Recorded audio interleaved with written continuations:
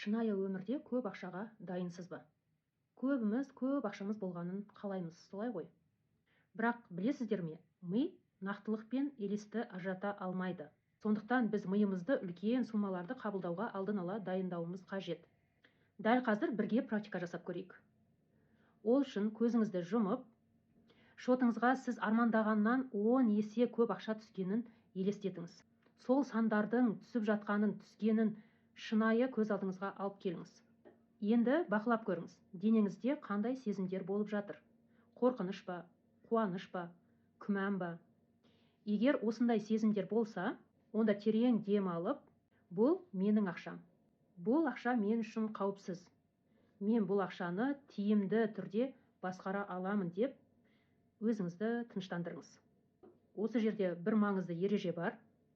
Егер сіз өзіңіз қалаған суммадан 10 есе көп ақшаны елестеткенде, денеңіз дірілдеп, қандайда бір қорқыныш пайда болса, демек, шынайы өмірде ол ақшаға әлі дайын емессіз деген сөз.